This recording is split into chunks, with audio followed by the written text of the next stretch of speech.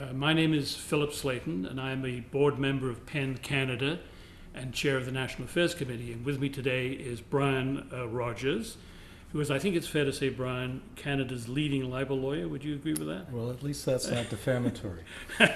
And we are here today to talk about libel laws in this country and also something called libel chill. Now, Brian, libel laws are designed to protect, as I understand it, the reputations of people when falsehoods are spread about them, when lies are told about them or something they did. And that seems to me to be quite a good idea. You want laws like that. Would you agree? You want to protect reputation, but unfortunately, defamation isn't limited to falsehoods. Defamation can be any statement that injures somebody's reputation.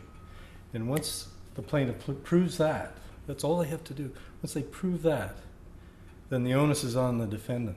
To show what? That it's true what they said. That it's true. Because that's the defense. That's one of the defenses, and obviously a key defense. But it's truth proven in a court of law through admissible evidence, through credible witnesses. A high standard. A very high standard. The Supreme Court of Canada recognized how high that is, and it puts a real constraint on the ability of anyone, let alone somebody who isn't well financed, to defend themselves satisfactorily.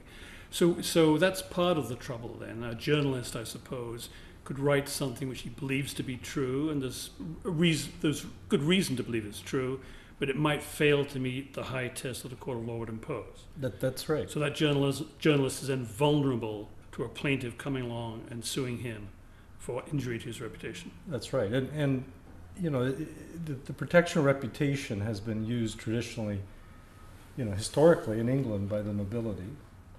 But they need to protect that reputation. Exactly, desperately. And nowadays, by people who are wealthy enough to afford the very most expensive and best lawyers, to offer up essentially a means to censor what gets published about them. I see libel law, the common law of libel, as a sort of invisible hand of censorship that we don't often see, but is as effective as if the government were edicting decrees. Well, now, who uses libel laws in this way? I mean, who are the people doing this? I mean, it's not you or I rushing off to court when somebody says something nasty about us. If I did that, I'd be spending my whole time rushing off to court.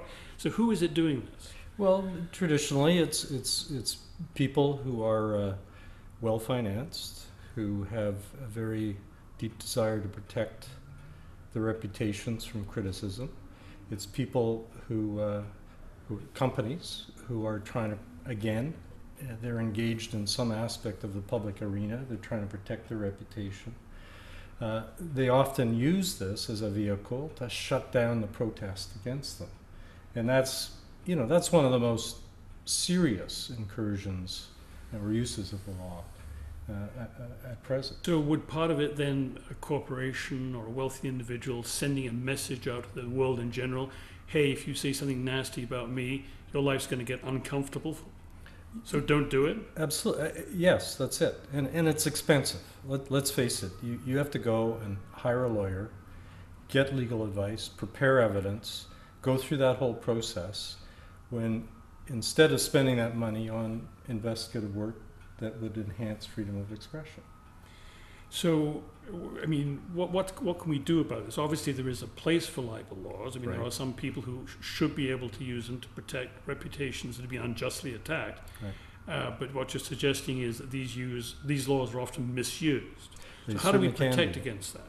Well, there are a number of ways. One is to make libel laws more defense friendly so that they're easier to rely on and use when you're actually writing, broadcasting, preparing a documentary. You know what the law is, and you can rely on that when doing the work. The best work is always done before publication, before broadcast.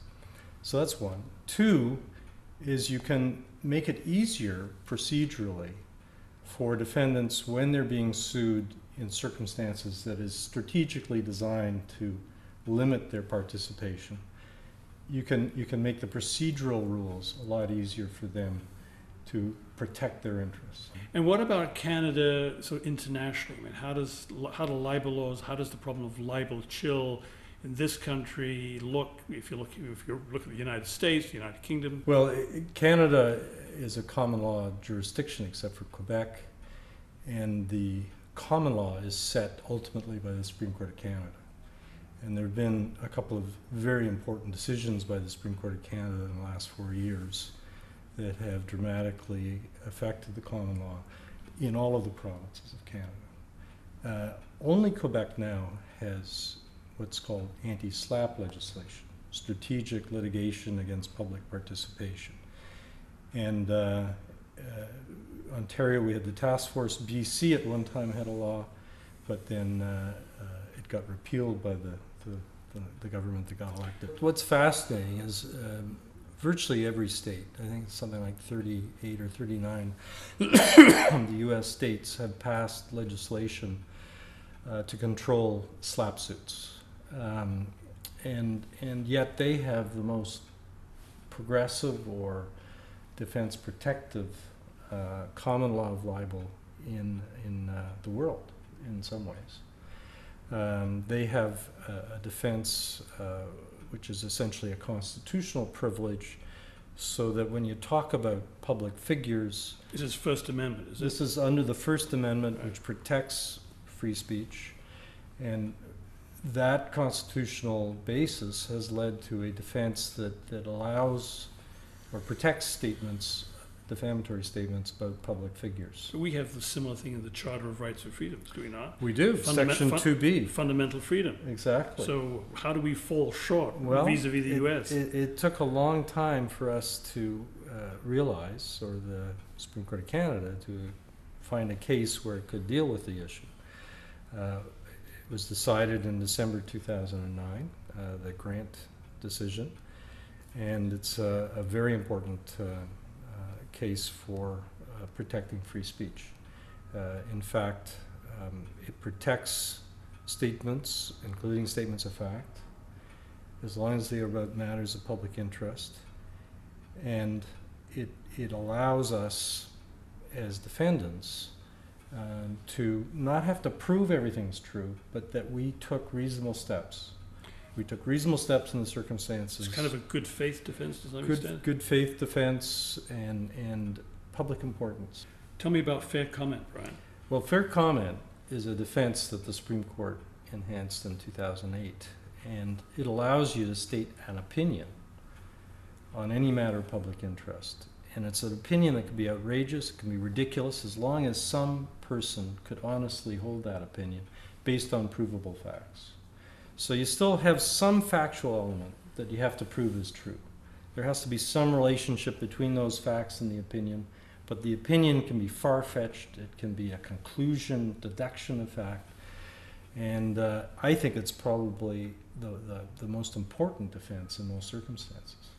Well, let me just ask you this. I happened to be on Parliament Hill a couple of days ago, just taking my grandsons there for a visit, and while I was on Parliament Hill, somebody handed me a card which named a high judicial official and said he was a child molester, and said if I wanted the details, he had them, and he had a big file under his arm. Now, is that fair comment? Doesn't sound like it. Sounds like a statement of fact to me. So do you think fair comment provides a lot of leeway, a lot of scope for legitimate statements on matters of public interest? Yeah. I mean, in a democracy, we need that public debate. We need the public discussion. We need the back and forth of opinions. And we also need, a free flow of information, so it's not a debate in a vacuum. It's an informed debate, informed ideas. And that's why these two new defenses are so important. I mean, there's more work to be done. We could talk about freedom of information legislation and how that's been watered down by governments. But in the scope of the world of defamation, we've had some advances. Why should the ordinary Canadian, the man on the street, care about any of this? Well, that's a good question, but we do live in a democracy. The only way people, the average guy on the street, can really participate in our democracy is if he is allowed to debate it and he gets informed. He gets the information he needs. And you know, I mean, covering city council in Toronto these days is a very interesting task. But that information leads to people debating freely. Forming opinions, Exactly. deciding who they're going to vote for. Deciding who they're going to vote for, deciding who they should support in between elections, marshalling behind ideas or for example, new transit that they think is important. And a democracy doesn't work just election, it works in between, and it takes that participation. That participation depends on not just information, but the actual right to speak, to express freely. Okay, thank you. You're welcome.